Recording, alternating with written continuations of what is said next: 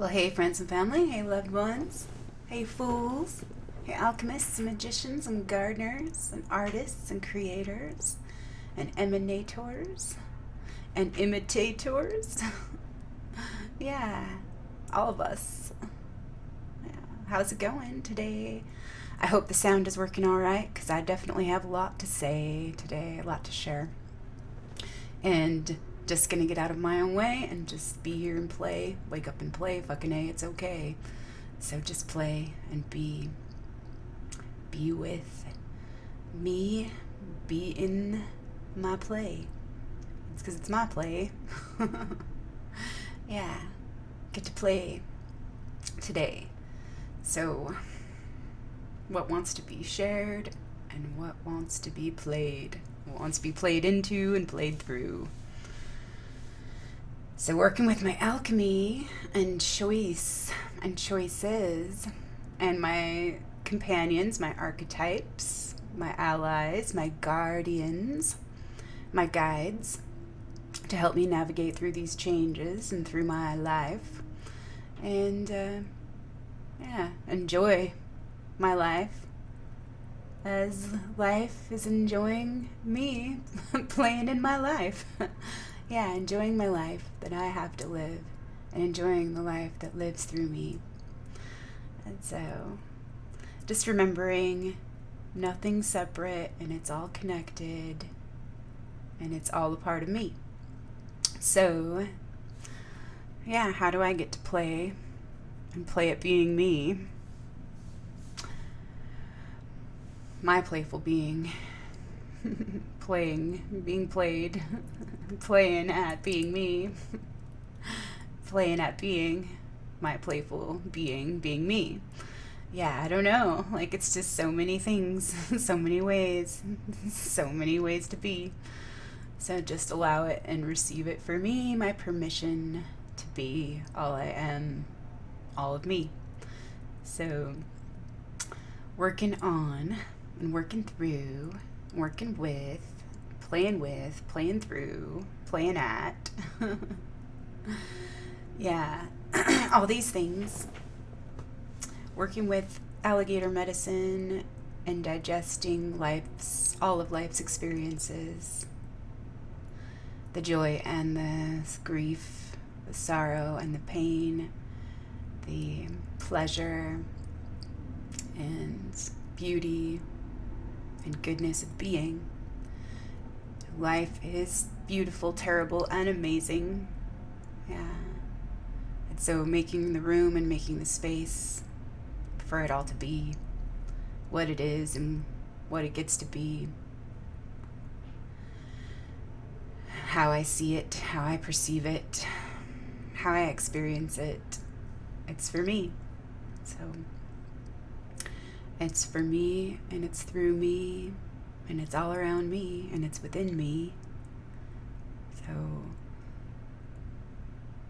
I am before me, I am behind me, I am at my left, I am at my right, I am above me, I am below me, I am unto me. I am. I am all that I know I am. I know I am all that I am. I know I am all that I am. I am, I am. I know I am. So what, possible parts do I have to cut away if all of it is me and all of it is within me?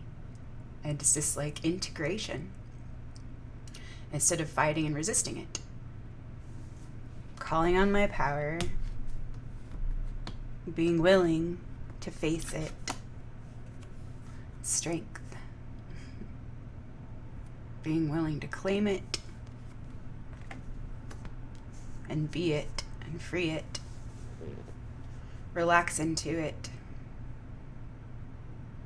and let it move through me.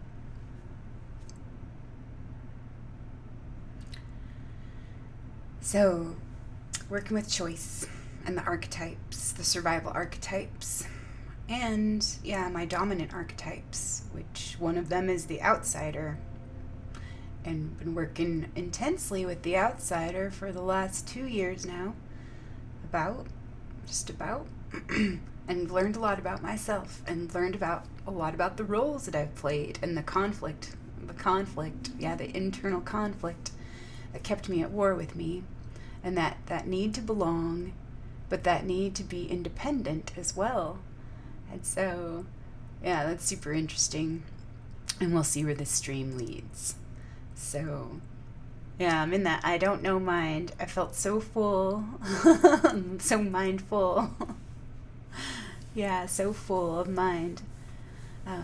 Working through different things the last couple days, and writing and reading, and yeah, just making different connections. And it's just funny how it goes. How it comes and how it goes. And so last time I was sharing about the choice card that I drew from Dreams of Gaia Tarot, and I went into a little bit about like dreaming and all of that, and telling a new story and dreaming a new dream. And so the messages I've been getting is enjoy life and enjoy the possibilities, and consider certain possibilities that maybe we haven't seen before. And so also looking at language and the codes that are in language, and yeah, certain ways that language can help empower us and liberate us, and certain ways that language can bind us and enslave us, yeah, through certain ideas, concepts, descriptions, and perceptions that we have, beliefs that we have that are reinforced, yeah, through playing into these roles, identities, stories, and descriptions, and the agendas that we have, or our ego agendas that we have.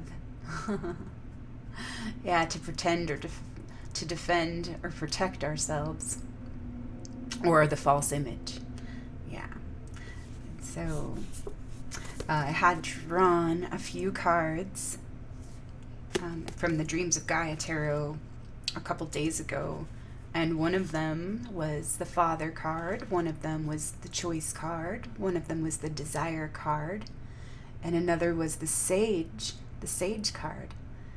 And I didn't go into the Sage, but I'd like to share that one because it was super interesting. I read it after I did my video, and the other card was the Death and Rebirth card, which in this deck is number 8. And so the Sage is number 7. So I just want to look at, yeah, the Sage for a minute.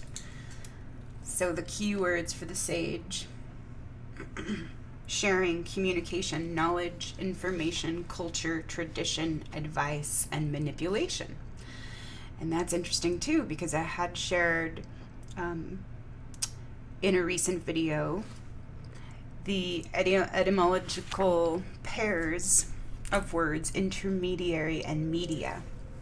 And sometimes, yeah, that intermediary, is like kind of where we end up being manipulated, or because we've manipulated ourselves and we've deceived ourselves in certain ways. So it is interesting: sharing, communication, knowledge, information, culture, tradition, advice, and manipulation.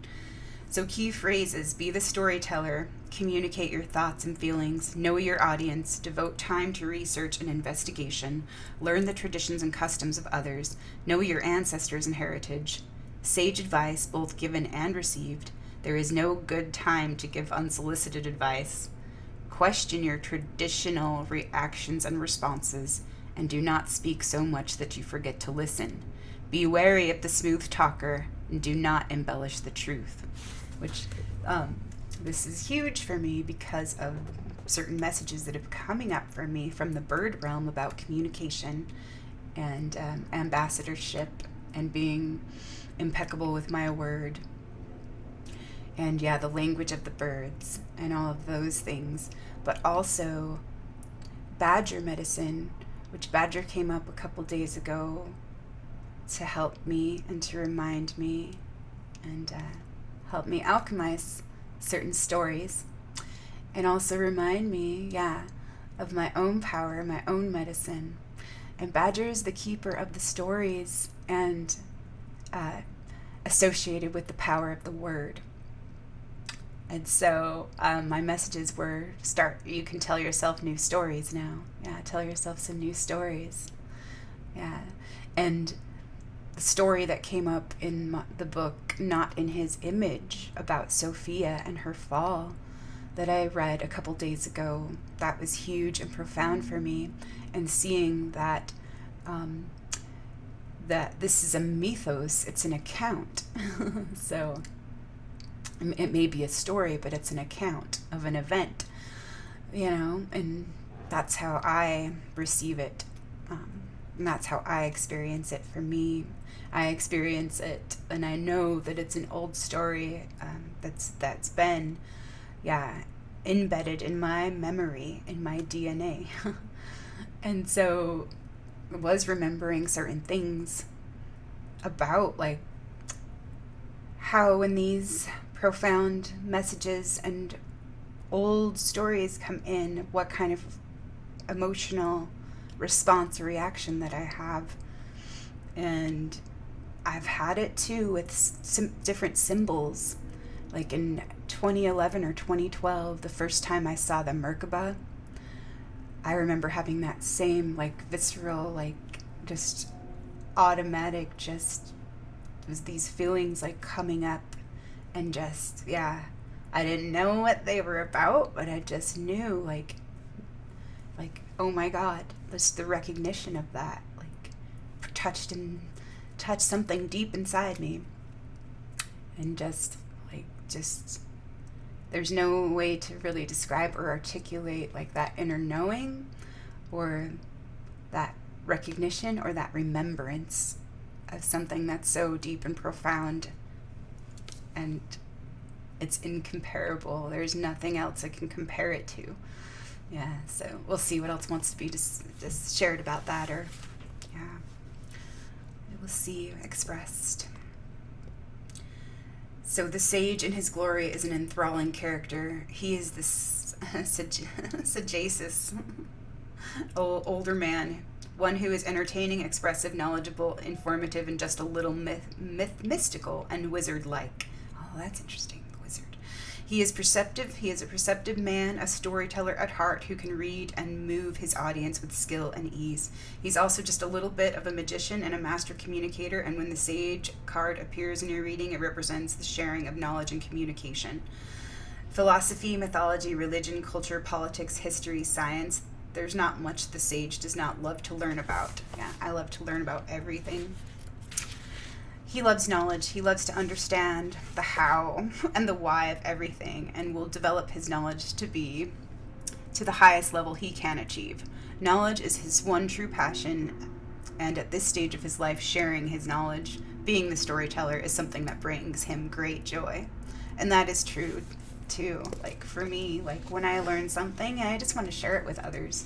But yeah, it, like, the keyword said, there is no good time for unsolicited advice, and I've been guilty of that, like, for sure, like, just kind of, like, in automatic ways, like, just because sometimes I think, oh, this will be helpful because it's helpful for me, but, like, sometimes it just turns the other person off of maybe what their natural curiosity would lead them to, and it, like, puts them into resistance sometimes, where if maybe I would just, like,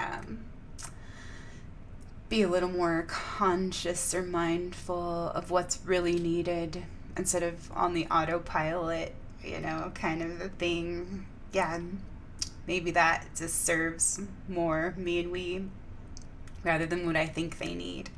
And so we're kind of looking at those things as well.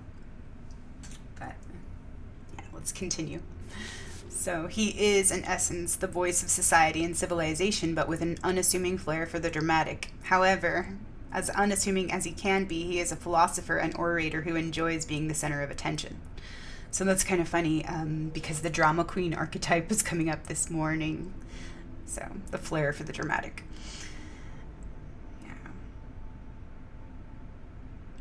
He could be the perfect professor whose students lean in, listening intently to every word. He could also be the charismatic politician who charms his constituents and wins by a landslide. If the sage has a message that he feels is important, he will find a way and a means to deliver it to his target audience, and that audience will hang on every word. He has a particular affinity for young people, and you will often find him surrounded at gatherings, talking, debating, and sharing his wisdom and knowledge. He takes delight in the young and will often place himself in the role of mentor to his students.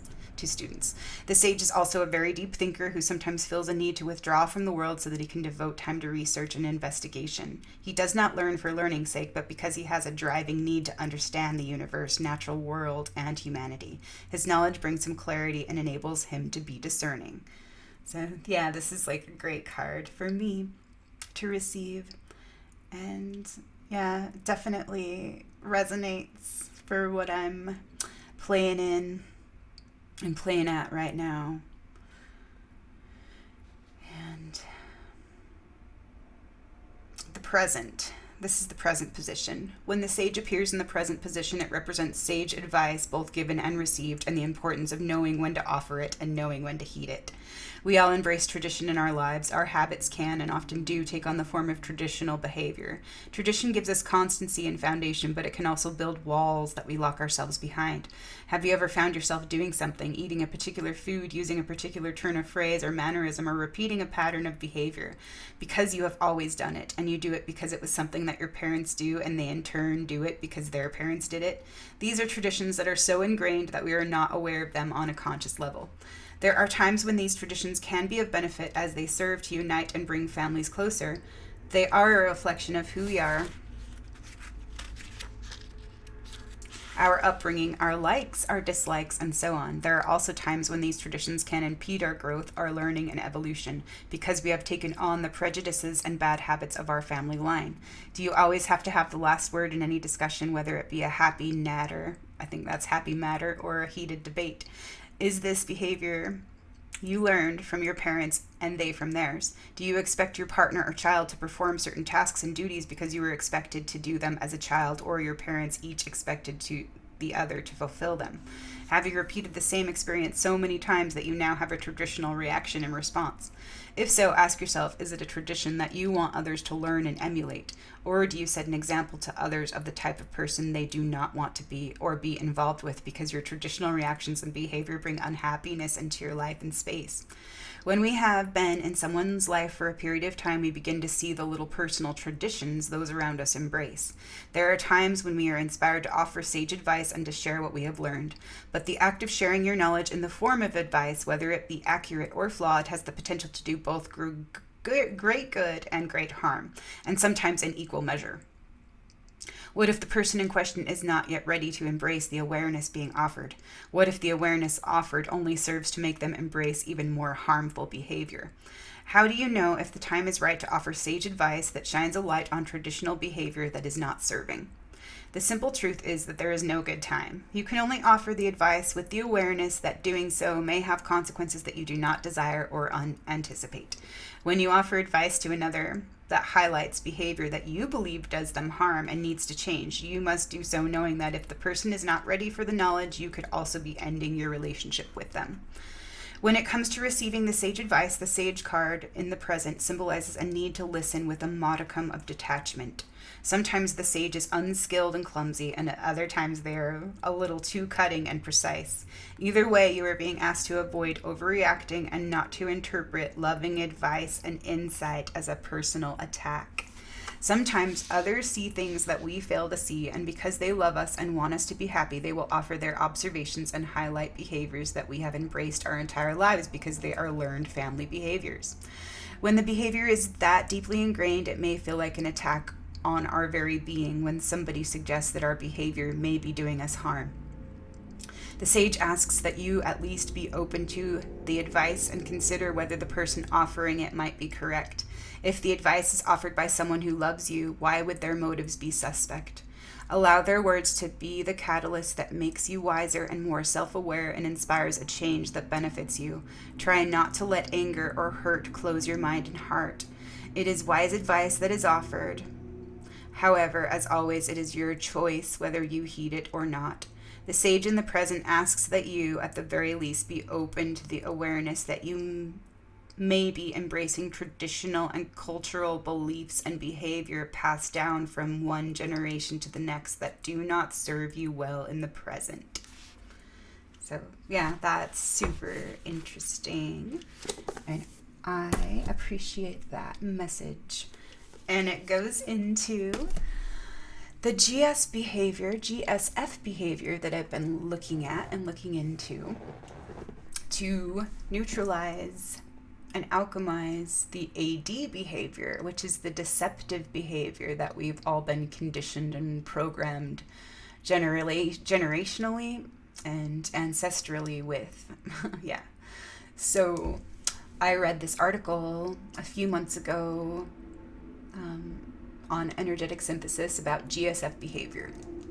And what I have been looking at the last 2 weeks or so is the last 3 that were on this list, which is autonomy or sovereignty, and reality assessment, and unified cooperation.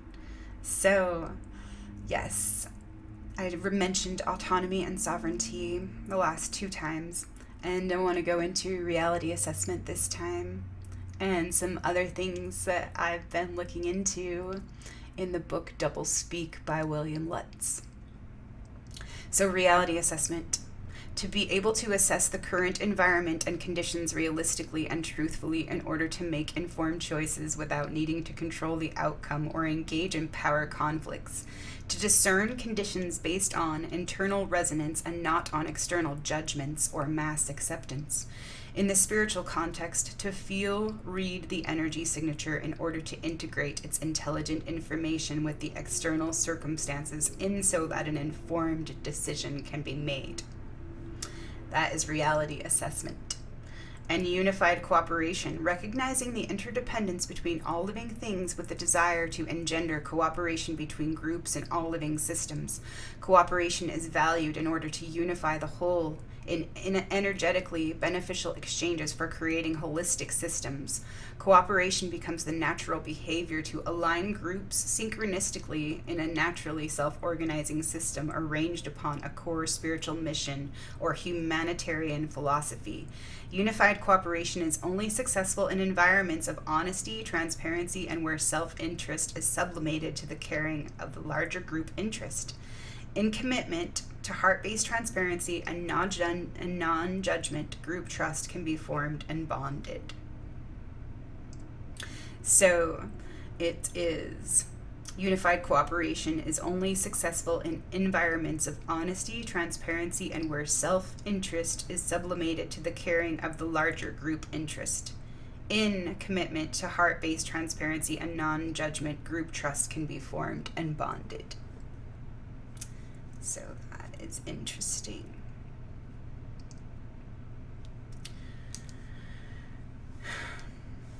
So, looking at a couple of different things today in Doublespeak by William Lutz. And I took a few notes and wrote them down in my journal because I have been looking at language and how it is used to influence our perceptions and our behavior.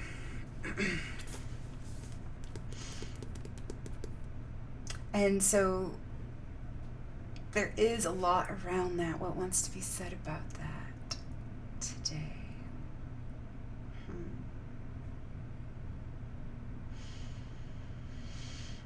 I was just reminding myself, like, I don't know. Just coming from that space of the full, like, what could it be? And I don't know. Like, just inviting the truth to come through. Let the wisdom emerge from my folly.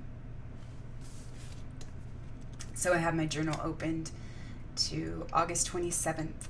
And wow, I'm just so blown away, so grateful, humbled, awed, enchanted, in wonder and intrigued.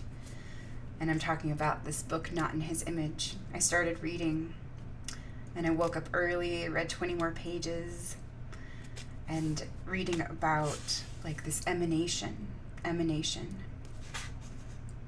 about dreaming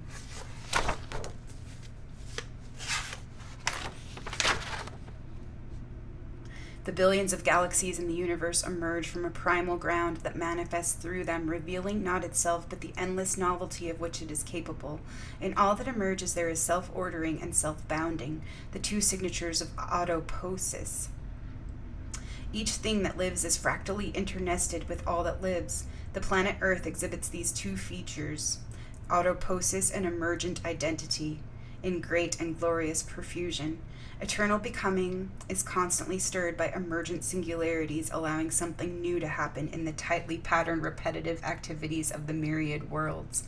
Sophia's story is about such a singularity. It describes how humanity is implicated in the goddess's effort to realize novelty and integrate it into the timeless cosmic order. All the emanations of the originator are pleromas, and the root of all of these emanations is the one that causes them to emerge from itself and assigns them their destinies. Each pleroma is then manifest autonomously in order to realize originality in its own way. That's from the Gospel of Truth, 41:15 through 20, the Gnostic text from the Nag Hammadi. And this these paragraphs that I just read, is from Not in His Image by John Lamb Lash. So aeons, gods, and divinities, these are not entities as such, but vast currents. So I have envisioned that, and I have inner knowing about that. Like, that's how I've seen that energy of certain archetypes and certain beings as currents, as vast currents. And I know that there is something about that too in the river. Like, the river's been coming up a lot as well, which is pretty awesome. So yeah, in so many different ways as well, like the Nile and just like the river Styx and all sorts of other correspondences and synchronicities that have been coming in around the river. Yeah, so the supreme cosmic beings move powerfully. They are not entities, but immense living currents. The currents surge and dance, and circulate, merge, divide, subside, and surge again. The gods dance. The aeons are not distinct entities, but currents, distinguished by intensities, the discrete signatures of their flow force, one could say. The cosmic gods are coherent units of force, but not point entities.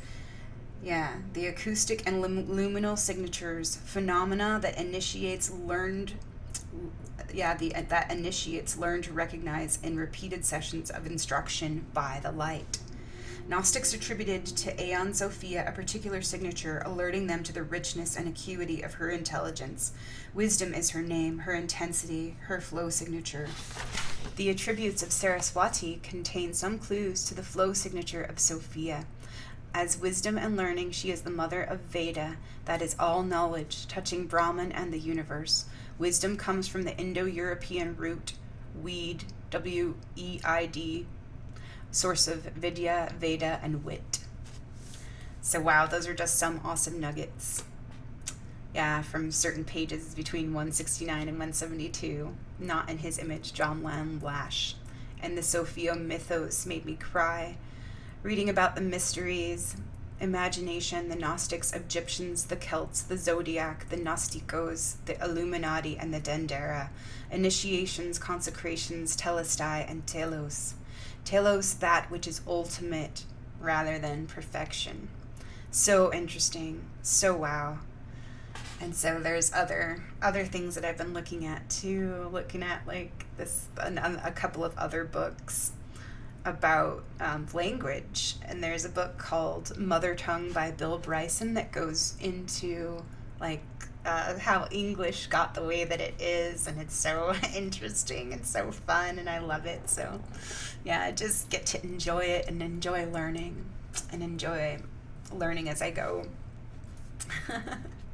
So it's so fun. So there were a couple others. Been looking at the book Beyond Belief by Elaine Pagels about the Gnostics, and also I was looking at another book with the same title called Beyond Belief, but it's about women, the stories of women, the secret lives of women in extreme religions by Susan Tive and Cami Ostman. And so I read 3 different stories by 3 different authors One was a story about one woman's experience in Judaism. Another one was another's experience with a mother who was kind of a bipolar Catholic, and this woman was drawn to Islam by certain factors. And then another story was shared by a woman who experienced some connection in Christian Science. So it was kind of really interesting stories and personal experiences that I was drawn to read today. And I'm realizing some of the synchronicities with the digital art and the oracle cards that I'm working with unfolding. And it's so interesting. So yes, the emergence card, or the initiation card, the card that I put out last month. At first it felt like emergence to me, but then I was like, no, maybe that's initiation. So I went with initiation for the title. And then as I was creating another card this week, a couple days,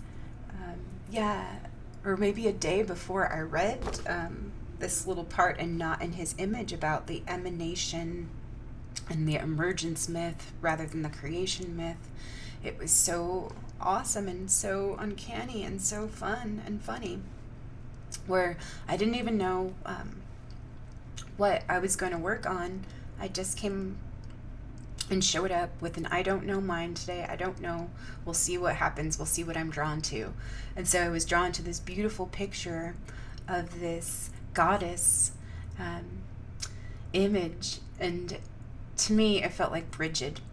And she was blonde, and she was draped in a green mantle and just shone in this green forest, and the light was right behind her shining, and it was like the perfect light and shadow and all different shades of green. And so I just started playing with, okay, let's put a flower of life kind of over her womb, and just like being drawn to like certain sacred geometry, certain geometric symbols. Oh, let's try that one. Let's see what that looks like. And then, let's play with the opacity there, and like, let's see. Okay, let's just leave that alone for a minute.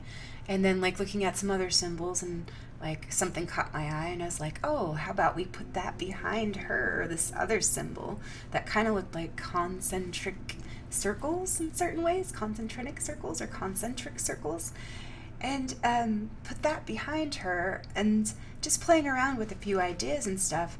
And then it's just like, oh, that feels like that needs to go here, and this feels like, oh, that goes there. And just kind of working with that process. And it was just so funny where it was like the symbol is emanating from her, and it's like she's also like being emanated, or there's like this energy, this emanation. Like, and it was just like, wow, that's what it feels like. It's emanation. And then, like, the next day I get this book, and then I flip open, and then start going into these things, and it's just like, wow, like, just like what I shared the other day in Dreams of Gaia Tarot, was saying that tarot is a mirror, because it can reflect like our own energy, and I just love like that interplay, with just like, wow, like just the things that I'm focusing on and that I see reflected like around me, and it's just like, wow, it really is coming from within. It really is like an emanation or our own creation in certain ways. So just kind of looking into those things and enjoying like those fun synchronicities and playing with God in so many fun ways, just by being and being me, just by following what I'm drawn to, and listening, and just being guided by my intuition, and seeing the magic in the mundane, and just wow, blown away. So, looking at just a lot of different things, and the death and rebirth card, desire and choice, the sage, the crone, the father. That's another one I forgot to look at, was the crone, so I will, follow through with that and let you know. Yeah. So, been guided to do the alternate breathing, like breath work and mindful breathing, Kundalini yoga, lion's breath, and stretching. Switching up my diet right now, and not just what I'm physically eating, it's what, like, the spiritual diet of what I choose to consume and take in and receive. So yeah, all those things, cleansing, meditation and mindfulness, silence and gazing, observing, being, witnessing, enjoying, chanting, playing, emanating, singing, expressing, practicing, receiving, and offering, learning, growing, expanding, sharing, greening, and seeding. Continuity. And so, some of the things that I got the other day, and just looking into communication and how we express ourselves and how we can use the power of the word, to help empower ourselves, or like disempower, bind ourselves in something that's not true, and something that's false, and something that's not whole based or in service to the whole. That can be something that is like, that limits us and restricts us from seeing things clearly. And sometimes it is really difficult to see things as they are when there are so many projections and so many distortions that get to be cleared away. And so, been looking at color and light and sound and frequency and all of those things, playing with so many things because they are all interconnected and internested. So I'm all interested. So parrot was one that came up for me when I was going to look into penguin, because penguin is an ally of dreaming. So parrot came up again, and parrot is all about the sunshine and healing with colors. And so I thought, oh, how perfect that, parrot comes up again. And parrot's cycle of power is year-round. So it's all about sunshine, bright colors, and magic. It's a bird associated with the gathering of salt, which is really funny too, because I was thinking about some of my quirks and some of my vices, and I was thinking, well, it's good to have some saltiness. So it was like the gathering of salt in the Pueblo tradition. The places where salt was found were considered a gift of the sun. Parrot is a wonderful teacher on the power of light and colors. Parrot has been considered a link between the human kingdom and the bird kingdom. Ambassadors, diplomats, and interpreters for the bird realm. They have a magic that will enable you to understand others more effectively. They can help you awaken a sense of diplomacy. That's very cool. And the salt thing. I was pondering salt and my own saltiness this morning. LOL. So that's so funny. And colors. Light, the sun, and the language of the birds. What awesome sync, winks, and magic at play. Love always. So some of the other birds that were coming up. Hawk and owl, peacock and raven, penguin and swallow. All my feathered friends. And then snake. Snake was a big one. The serpent. So now it's time for a cat nap. Oh, and pelican came up too. So there's snake and cat and pelican. So pelican, renewed buoyancy and unselfishness, freeing oneself from that which would weigh us down. The water, a symbol of emotions. Pelican can teach us how not to be overcome by them and drowned. Also teaches that no matter how difficult life becomes, no matter how much you plunge, you can pop up to the surface. How to rise above life's trials. This same idea is hinted at in an old belief that pelicans once lived on the desert in which they fed on serpents. So it's just pretty interesting. So the ibis, the condor, the eagle, the dove. Thank you, feathered friends. Thank you, elements and nature spirits. Thank you, Gaia, Sophia, Christos. Thank you, Great Mother. Thank you, life. And of course, there's the cow, the bull, the ass, the rooster, the horse, hummingbird, swan, and duck. Finch and quail. So, in one of my last videos where I was talking about naming and how we name things, and I saw a quail jump up on the fence post right out my window, and I didn't really think anything of it. I was like mesmerized by the quail, and just kind of sometimes I'll like look over there and I'm just like looking at something outside the window, but as soon as I finished my video and went to go, I was reminded and I looked at quail, and it was just so funny. So I did see a quail yesterday when recording my video and reading from the book Doublespeak, telling about names and naming things.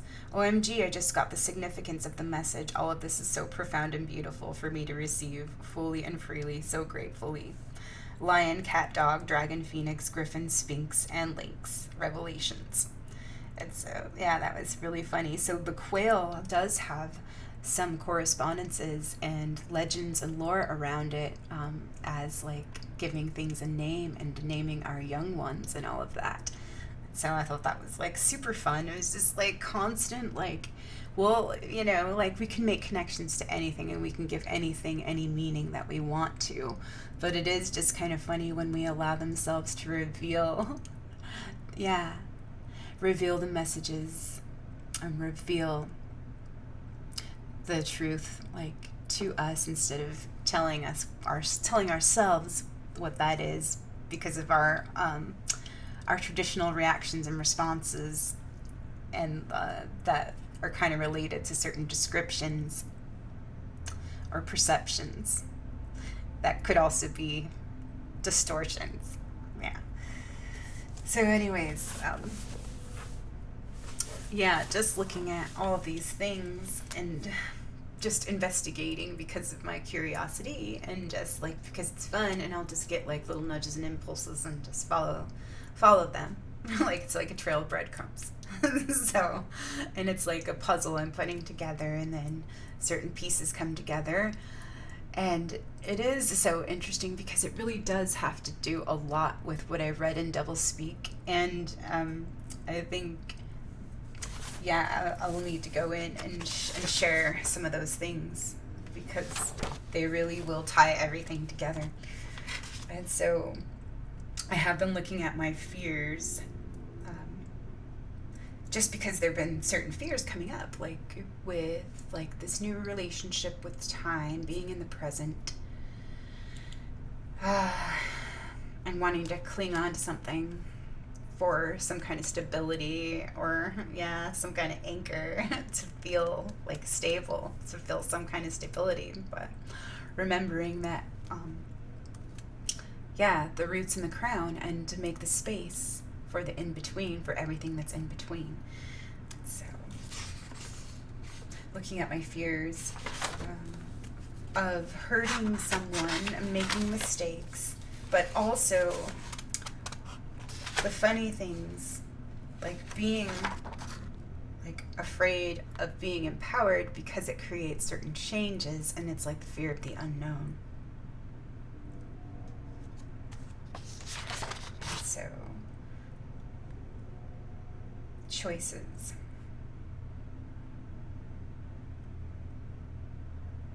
So stepping into a new life and telling, sharing, projecting, emanating new mythos, accounts, and stories through embodying and practicing empathy, rather than reinforcing small and familiar identities and playing into inauthentic, defensive, autopilot signal reactions that contribute to energy leaks and drains, perpetuating disempowering patterns and the shame, guilt, blame, name games. What can we be? We have free will. What are we choosing and playing at, playing into, acting at, playing out, playing through, being played at, being played with, being played through, being played in and through, playing God, playing you, playing God through God, playing God with God, God playing through you, God playing all these parts through me and you, God playing through all of you, God playing all these parts through all of me and you, God playing with himself through you and me, dreaming, the goddess rising, awakening, sleeping beauty, her beloved, his embrace, love's first kiss, the rising masculine, and innocence wakes, love again. The two is one, the truth lives again. True love lives again. True love awakens. True love and friendship, partnership, companionship, relationship, balance, union, and mutual respect. Open-hearted tenderness, warmth, and gentle strength. Kindness, integrity, and genuine enjoyment, fun, playfulness, honesty, engagement, integrity. Interest, care, mindfulness, power, responsibility, willingness, trust, and faith. Grace through presence. Great and lovely, joyful, playful, beauty, full day. Life is beauty, full in all her ways. And so, knots, tangles, weaves. This is my morning stream theme. Tell a new story and dream a new dream. Letting go of attachments, roles, and identities. Right and wrong, better than, lesser than. Dynamics. Controlled opposition, ego comparison, divided competition, stories, and energy drains that keep me at war and in conflict with me and we. Alchemizing AD behavior through practicing GSF and being love for all of me. Choosing to see the whole in its totality and into the fragmentary body of pain, the illusion of separation, the root cause of all suffering. Reclaiming wholeness, sovereignty, and authority, autonomy, power, and responsibility, freedom, and accountability. Opening, softening, trusting, witnessing, surrendering through grace, faith, willingness, presence, and receptivity. Strength and empathy, a new template, the original blueprint, and creative fertility, a coherent story, a true whole mythos, our resurrection and redemption journey, path, awakening story. Remembering, valuing, nurturing, appreciating, honoring our roots and crown, and the all whole one, the in between. Yes, the place of the sunrise. Interesting day and insights. The in between. Is it Shu Shami? Or the middle channel for Ida and Pingala, clearing blockages and potentiating my DNA, currency and currencies, the current C, the current C. Feeling some intense ascension symptoms, some pleasant and not so pleasant, but doing my best to meet me, be with me, love myself, receive me, receive all that's being offered to me presently. I'm experiencing, a headache. I had a headache the last couple days. It was kind of really bad yesterday, but it's menstrual related too, where it was a really, really crazy, unusual, abnormal, heavy bleeding the last couple days, which I hadn't experienced it the last couple months that way, but yeah, I did this week, so that was super interesting. I just needed to take extra good care of myself and let myself sleep when I got tired, so that's what I did, and I totally listened to my body's wisdom to express that care for me, for my whole being. Yeah, because all is related to the whole. So I was experiencing a headache and very heavy bleeding the last couple days. I was feeling energetically hungover. I was feeling nauseated and kind of extra fatigue and fogginess. My belly was upset and I was hungry, but I didn't really have that much of an appetite. So just kind of going with it and just what do I get to do? And just accepting this is how I feel and not judging it, and not resisting it either. And so that made it so much easier for me to be with me and to let it move through me, and it passed. And so, I feel so much better, almost 100% today. So, what a difference a day makes. And so, acceptance, nonchalance, willingness, trust, humility, non-attachment, non-judgmental, letting go of resistance, and making the room in the space.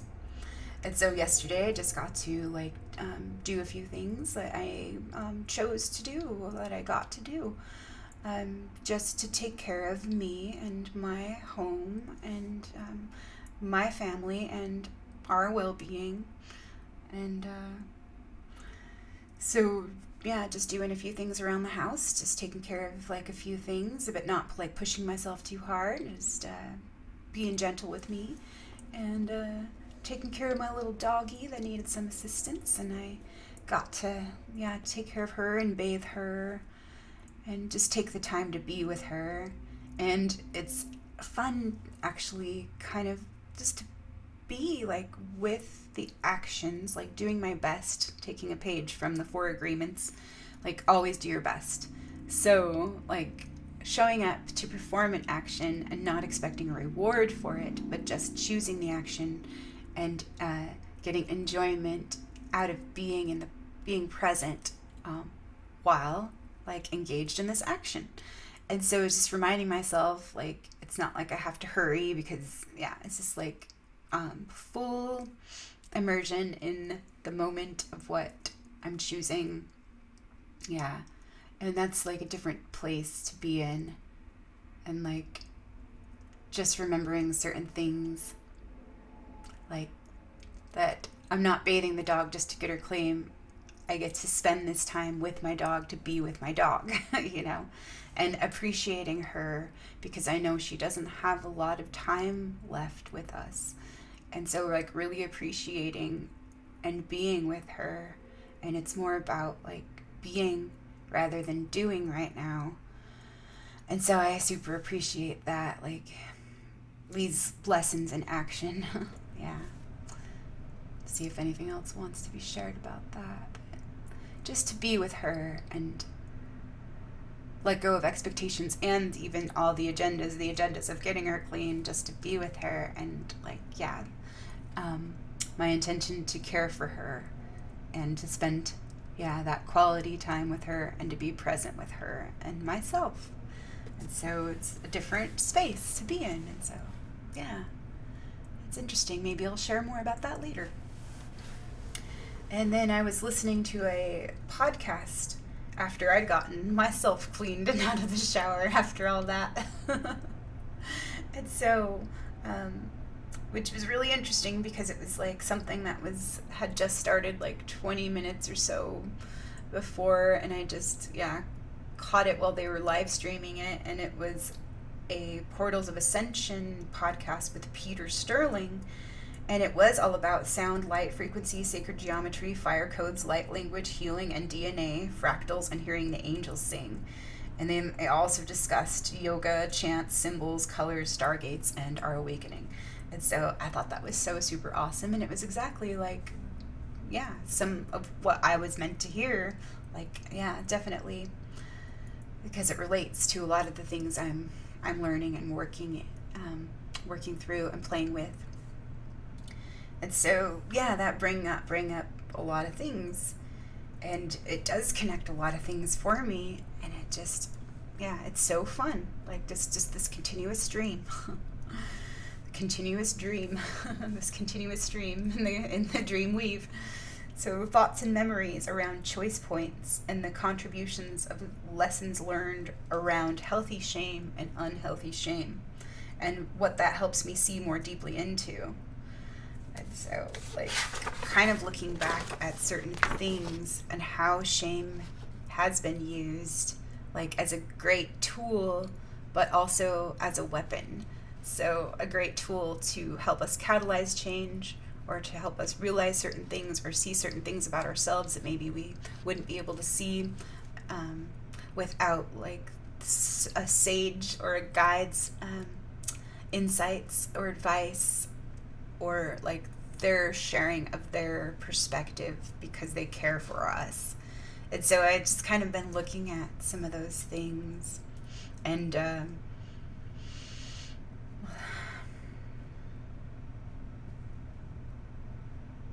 looking at those things because of, yeah, certain stories that have been coming up, and like looking at old stories and then looking at like the new stories and the wider perspectives that are available when we look at our own experiences as stories, you know, if we can see them as stories and not get so attached to them. So, telling new stories, authoring, sharing, channeling, embodying, surrendering, allowing, receiving. I am willing. Anyway, I am willing, always. Listening, practicing, letting go, observing, and non-attachment. The I don't know, the full attitude for higher altitude. Being here, allowing the path to unfold, willing to show up and honor the whole. Be honest with myself to manifest the manifold blessings for me, we, and she. Every being, wisdom, love, and generosity, giving, being, receiving, the giver-receiver as one. We give what we receive, and we receive what we give, and send out. We dose ourselves with poison, or we fill ourselves with love.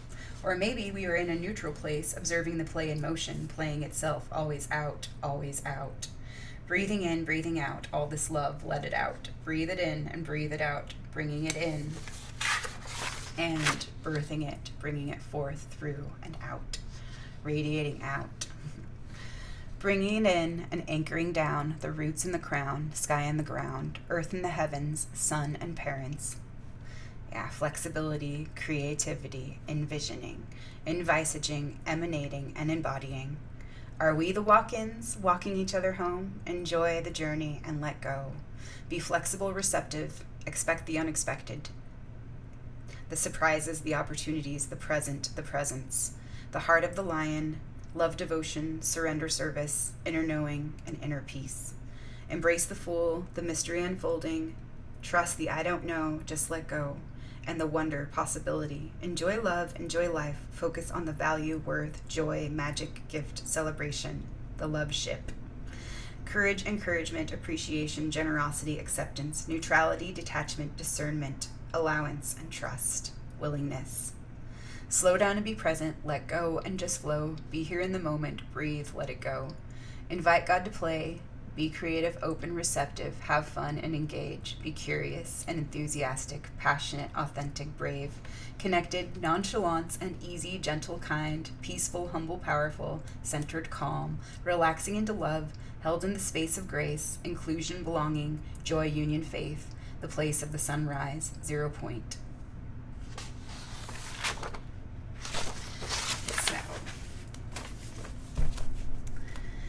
Wants to be shared about that.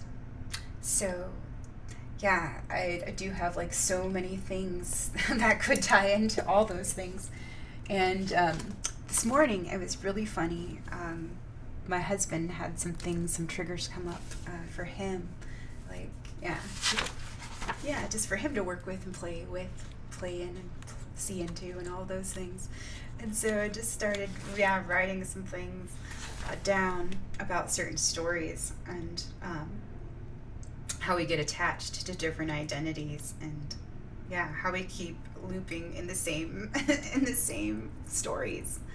So it is kind of interesting seeing all these things, and the language that's used in the media, like we can start to see if that's fear-based, or if it is faith-filled, fear-based, or fact-based. So in so many ways. But after my husband's little story that he had to tell me, I just flipped open this crucial conversations tools for talking when the stakes are high, because it does seem like we need lots of help and assistance in learning how to navigate like our communication and kind of developing our communication skills and things. And so I just thought it was kind of funny that I flipped open to page 100 and 101, and at the bottom of page 101 it says skills for mastering our stories. So I'll just include this. But on page 100, it says, finally, a story might also include what. What should I do about all this? If I say something, he'll think I'm a blank or a blank or a blank, so it's best to clam up. And so I think that's kind of funny. Of course, as we come up with our own meaning or stories, it isn't long until our body responds with strong feelings or emotions. They're directly linked to our judgments of right and wrong, good and bad, kind and selfish, fair and unfair, etc.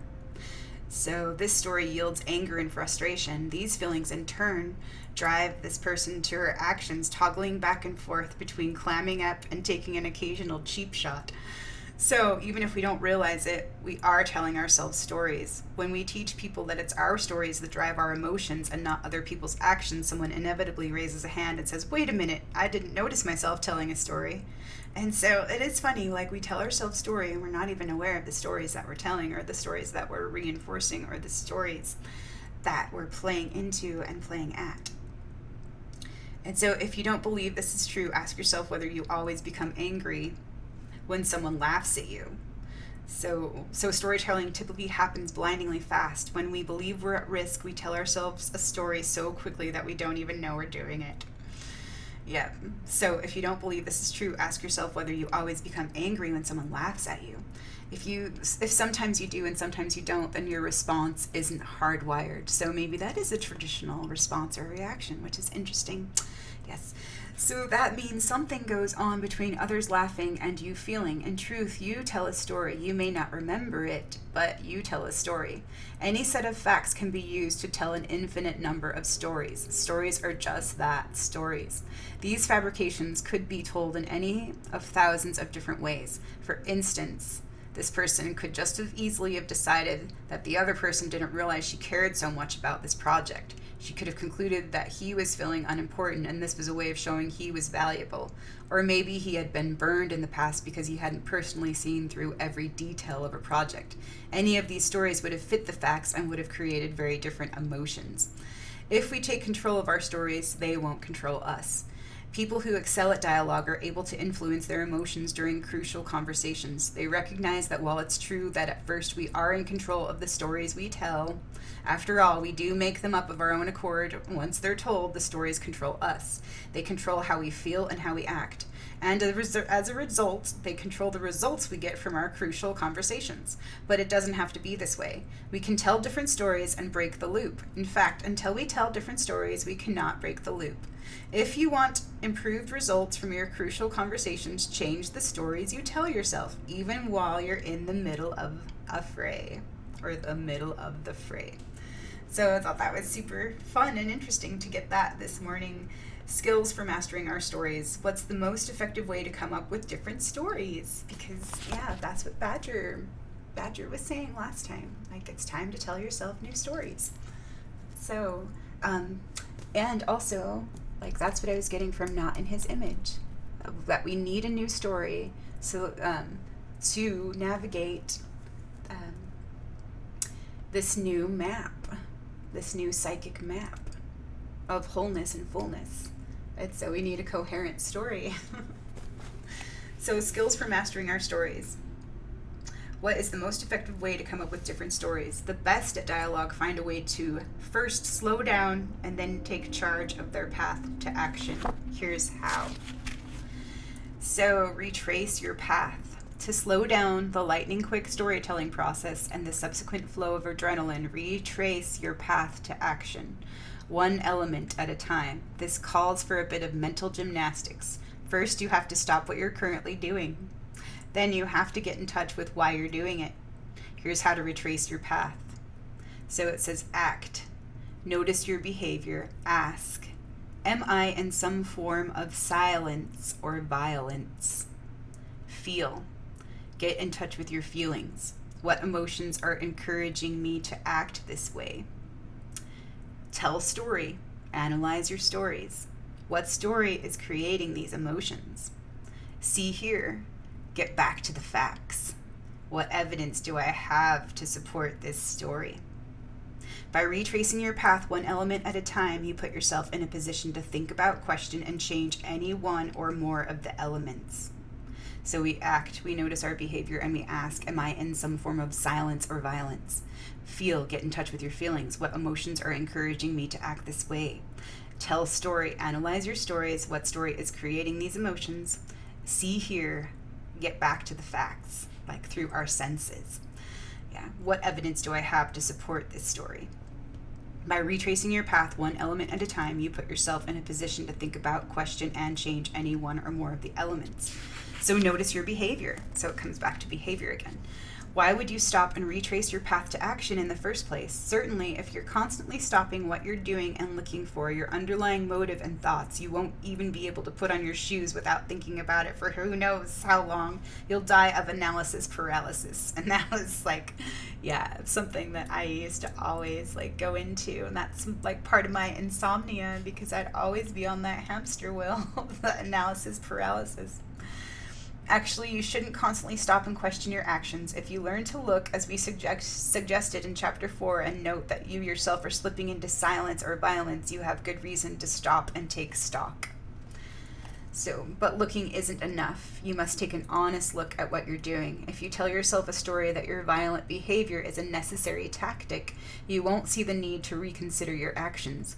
If you immediately jump in with, they started it, or otherwise find yourself rationalizing your behavior, you also won't feel compelled to change. Rather than stop and review what you're doing, you'll devote your time to justifying your actions to yourself and others, reinforcing that story. What an unhelpful story is driving you to silence or violence, stop and consider how others would see your actions. For example, if the 60 Minutes camera crew replayed the scene on national television, how would you look? What would they tell about your behavior? Not only do those who are best at crucial conversations notice when they're slipping into silence or violence, but they are also able to admit it. They don't wallow in self-doubt, of course, but they do recognize the problem and begin to take corrective action. The moment they realize that they're killing dialogue, they review their own path to action. So I thought that was interesting, and I hadn't read into this before. Yeah, so it's kind of interesting. The next page that I had flipped open to that I read just a little bit of, which I also thought was a great nugget for me to receive. I flipped open to page 152, 153, but what if they're wrong? This caught my eye. Sometimes it feels dangerous to sincerely explore the views of someone whose path is wildly different from your own. He or she could be completely wrong, and we're acting calm and collected. This makes us nervous. Yeah, to keep ourselves from feeling nervous while exploring others' paths, no matter how different or wrong they seem, remember we're trying to understand their point of view, not necessarily agree with it or support it. Understanding doesn't equate with agreement. By coming to understand another person's path to action, we are not accepting it as absolute truth. There will be plenty of time later for us to share our path as well. For now, we're merely trying to get at what others think in order to understand why they're feeling the way they're feeling and doing what they're doing. Exploring, Wendy's path is next. And I kind of skipped over that, and I went to the next page, and it says, remember your ABCs. And the ABCs in here are agree, build, and compare. And then summary of exploring others' paths. Ask, mirror, paraphrase, prime, agree, build, and compare. So there's some interesting, little tips. Let's say you did your level best to make it safe for the other person to talk. After asking, mirroring, paraphrasing, and eventually priming, the other person opened up and shared his or her path. It's now your turn to talk, but what if you disagree? Some of the other person's facts are wrong, and his or her stories are completely fouled up. Well, at least they're a lot different from the story you've been telling. Now what? And so it just goes into agree. As you watch families and work groups take part in heated debates, it's common to notice a rather intriguing phenomenon. Although the various parties you're observing are violently arguing, in truth, they're in violent agreement. So, although the various parties you're observing are violently arguing, in truth, they're in violent agreement.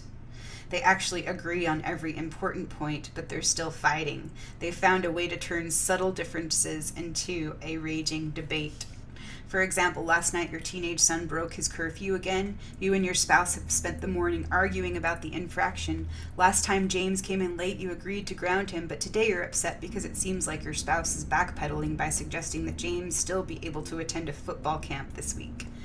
Turns out it was just a misunderstanding. You and your spouse agree to the grounding, the central issue. You thought your spouse was reneging on the agreement, when in truth, you just hadn't actually resolved the date the grounding would start.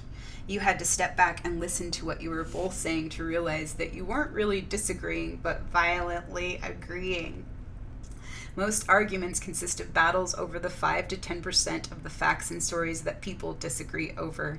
And while it's true that people eventually need to work through differences, you shouldn't start there. Start with an area of agreement. So here's the takeaway. If you completely agree with the other person's path, say so and move on. Agree when you agree. Don't turn an agreement into an argument. Build. Of course, the reason most of us turn agreements into debates is because we disagree with a certain portion of what the other person has said. Never mind that it's a minor portion. If it's a point of disagreement, we'll jump all over it like a fleeing criminal. Actually, we're trained to look for minor errors from an early age. For instance, we learn in kindergarten that if you have the right answer, you're teacher's pet. Being right is good. Of course, if others have the right answer, they get to be the pet. So being first, Being right first is even better. You learn to look for the tiniest of errors in others' facts, thinking or logic, and then you point out the errors. Being right at the expense of others is best. By the time you finish your education, you have a virtual PhD in catching trivial differences and turning them into a major deal. So when another person offers up a suggestion based on facts and stories, you're looking to disagree. And when you do find a minor difference, you turn this snack into a meal. Instead of remaining in healthy dialogue, you end up in violent agreement. On the other hand, when you watch people who are skilled in dialogue, it becomes clear that they're not playing this every day game of Trivial Pursuit, looking for trivial differences and then proclaiming them aloud. In fact, they're looking for points of agreement. As a result, they'll often start with the words, I agree. Then they talk about the part they agree with. At least that's where they start. Now, when the other person has merely left out an element of the argument, skilled people will agree and then build. Rather than saying, wrong, you forgot to mention blank, they say, absolutely, in addition, I noticed that blank. If you agree with what has been said, but the information is incomplete, build. Point out areas of agreement, and then add elements that were left out of the discussion. Compare. Finally, if you do disagree, compare your path with the other person's. That is, rather than suggesting that he or she is wrong, suggest that you differ. He or she may, in fact, be wrong, but you don't know for sure until you hear both sides of the story. For now, you just know that the two of you differ. So instead of pronouncing wrong, start with a tentative but candid opening, such as, I think I see things differently. Let me describe how. Then share your path using the state skills from Chapter 7. That is, begin by sharing your observations. Share them tentatively and invite others to test your ideas. After you've shared your path, invite the other person to help you compare it with his or her experience. Work together to explore and explain the differences. In summary, to help remember these skills, think of your ABCs. Agree when you agree. Build when others leave out key pieces. Compare when you differ. Don't turn differences into debates that lead to unhealthy relationships and bad results. Summary, explore others' paths. To encourage the free flow of meaning and help others leave silence or violence behind, explore their paths to action.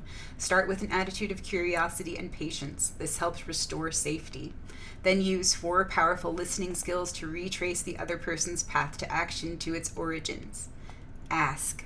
Start by simply asking, expressing interest in the other person's views. Mirror. Increase safety by respectfully acknowledging the emotions people appear to be feeling. So acknowledging the emotions people appear to be feeling. Paraphrase. As others begin to share part of their story, restate what you've heard to show not just that you understand, but also that it's safe for them to share what they're thinking.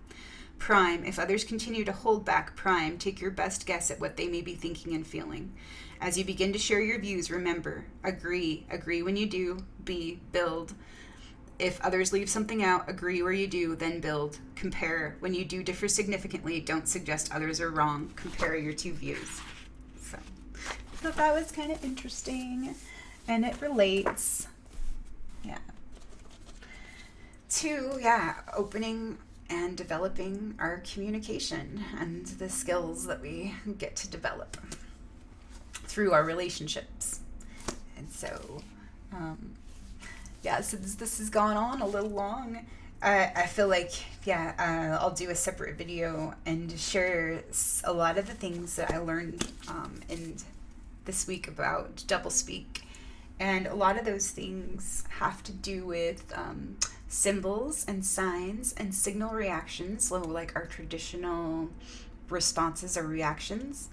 And they're so ingrained and trained that we don't even know we're doing it, just like the storytelling. Just the stories that we tell ourselves. And the other things, abstracting, which was really interesting to me. And there's reports, inferences, and judgments, how we use all of those. So all of this ties into reality assessment, GSF behavior. And so the signal reactions.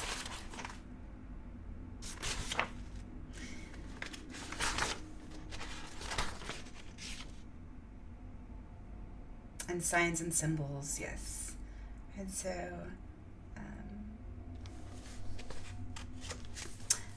there's this one little last thing is so funny and so great.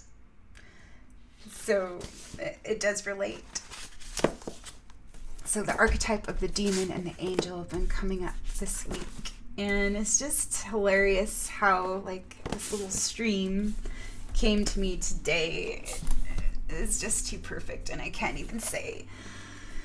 So there's a couple books that I got because of a podcast that I watched last week. And it was on Alfa Vedic, and they were talking with Sol Luckman, who is an artist, an author, and a shaman.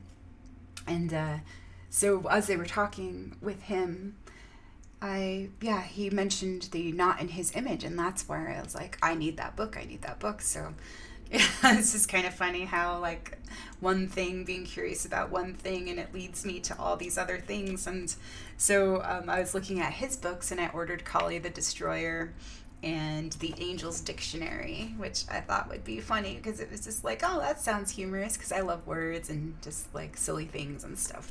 And so this was, the Angel's Dictionary by Sol Luckman.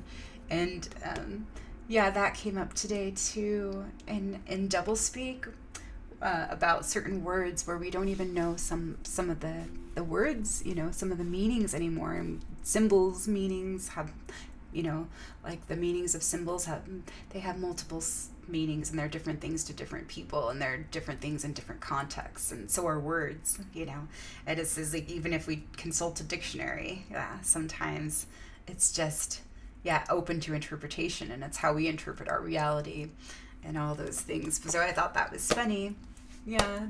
Mentioning the dictionary, when I had opened this up today just for fun, for shits and giggles, and this made me laugh out loud.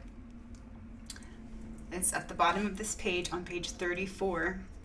Buddhism, a doctrine that insists one can avoid suffering by oming long enough into one's asshole. So that just gave me like such a great visual. I was like, yes, let's try that. Let's go ohm into our assholes. We'll feel better. And so, at the top of this page, it says brain fart, noxious gas emitted when mainstream journalists commit their thoughts to paper. I tell you, we here on Earth are here to fart around, and don't let anybody tell you different. Kurt Vonnegut. Brain fog. Noun, a state of perpetual fuzzy-headedness in the public resulting from weather modification via chemtrails. Bribery, invisible grease that makes politics go round and round. And then the next page that I flipped open to was page 40. And at the top of this is Christianity. A noun, a force-fed faith based on a thorough lack of evidence that is proven to be more peaceful in concept than practice. I like your Christ. I do not like your Christians. Your Christians are so unlike your Christ. Mahatma Gandhi. Church of State. Noun, big government. Citation, noun, ticket for misquoting someone en route. Civil disobedience, noun, just saying hell no. If a man does not keep pace with his companions, perhaps it is because he hears a different drummer. Henry David Thoreau. Yes.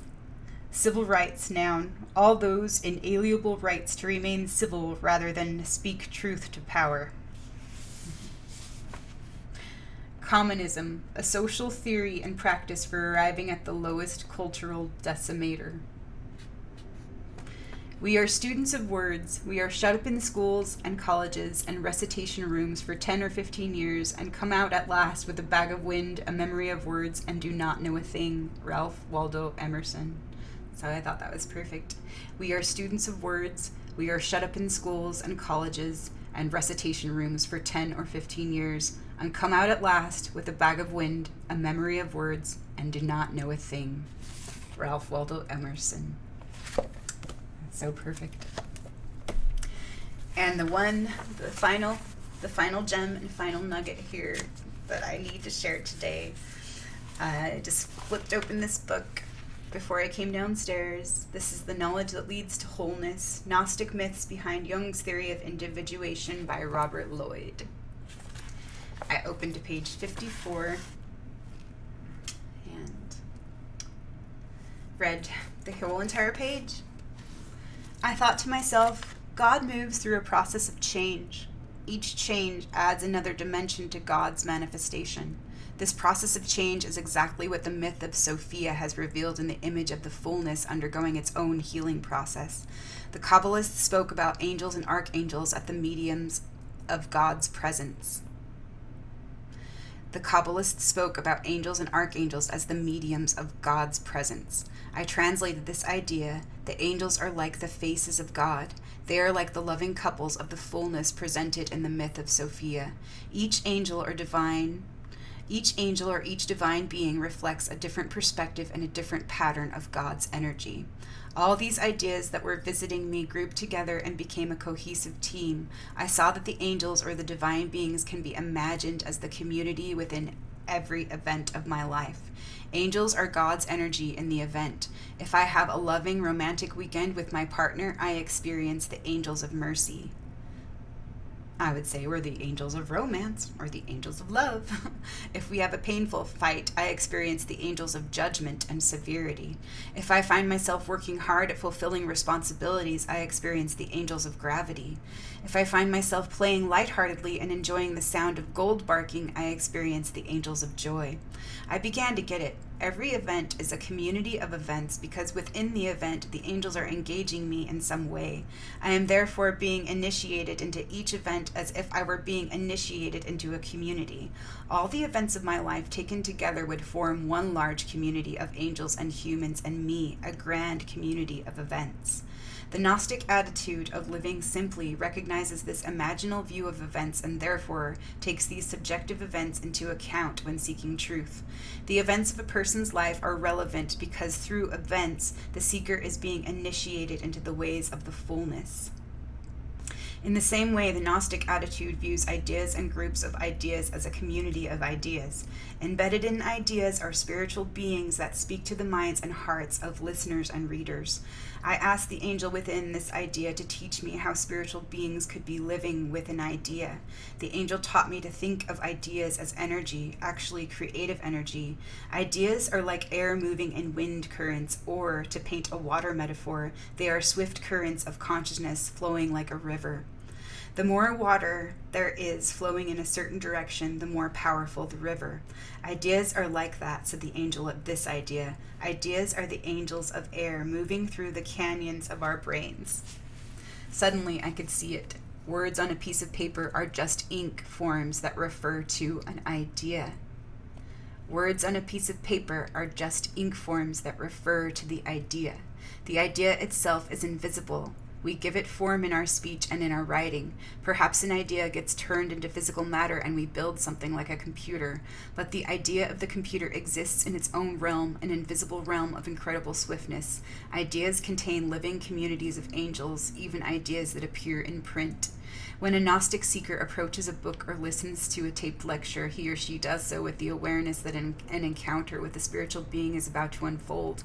As an initiate, the researcher asks the community of ideas to let him or her into their secret association, that he or she might know the fullness that hides in the ideas. Nothing is ordinary in the Gnostic attitude of living. Nothing is ordinary in the Gnostic attitude of living. So wow. I realized that God is being, and that all beings are a face of the divine.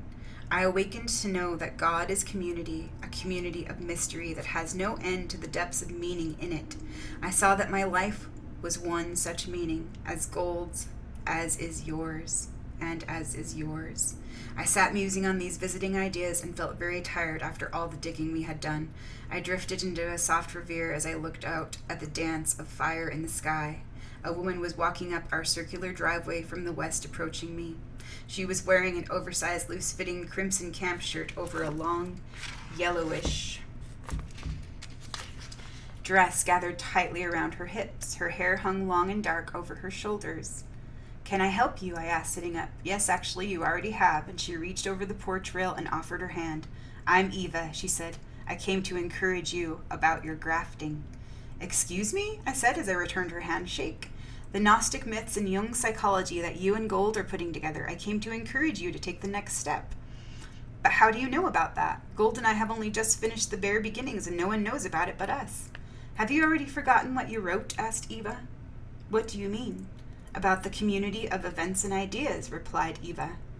Okay, I answered cautiously, but what has that to do with you? Eva looked over her shoulder to the west. It's about to sink down now. It's time to sink in, Bob. You mean the sunset? What am I missing here, Eva? Nothing and everything, she answered enigmatically. Look, I don't know, I began. Eva interrupted me. Exactly. You're researching Gnosis and Jung's theory of wholeness, aren't you? Yes, I am. I'm using a Gnostic attitude of living to see how Gnosis leads to the individuation process. Eva looked at Gold. I wondered why he remained asleep while a stranger stood at our porch. Eva sighed and then seemed strangely urgent. Don't forget Psyche. Bob, remember. Gold suddenly barked, and I jumped in my chair. I looked down at him, and he stood up looking west. I turned back to Eva, but she was gone. The lady had vanished with nowhere to go.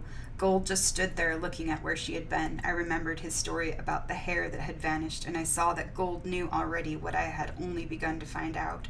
I stood and stretched and wondered if I had just awakened from a dream. Come on, Gold, let's go in. Gold and I went into our home and shut the door for the night. It was time to relax and enjoy supper. As I began to peel the onion for the stew, I looked out the kitchen window. The sun was gone. I could barely make out the outlines of the vines off in the distance. I had the picture complete in my mind now. The mystery is always ambiguous and always hides even as it beckons us to chase it. I saw that we cannot do otherwise, for it is our part of meaning in the great chain of being, in the mystical fellowship of the fullness. The soul hunts like a dog for its truth, and the truth is revealed only to the initiated. Wow. Wow. How awesome is that? And beautiful. So, wow. That is amazing. Slow down and be present. Let go and just flow. Be here in the moment. Breathe and let it go. Invite God to play. Be creative, open, receptive. Have fun and engage. Be curious and enthusiastic, passionate, authentic, brave, connected. Nonchalance, easy, gentle, kind, peaceful, humble, powerful, centered, calm, relaxing into love, held in the space of grace, inclusion, belonging, joy, union, faith, the place of the sunrise, 0 point. And with that said, yeah, I think, I will leave it there and share these beautiful wisdom nuggets and gems, this currency, this continuity, from double speak. Yes, there's so much to share about that, and so many things that relate. So thanks for listening, and thanks for showing up to participate. Thanks for being love and being a part of all this, being here, and witnessing. Witnessing all of this. It's just, wow, there isn't anything that's ordinary, is there? From that place and that space of being and community, dwelling deeply, knowing ourselves, that inner knowing. So here's to opening to wider perspectives and inviting all this coherence and clarity, and enjoying the mystery and the journey and the path and the actions that we get to choose to take for ourselves, and all that we get to experience. So love y'all. We'll talk to you again soon. Okay, bye for now.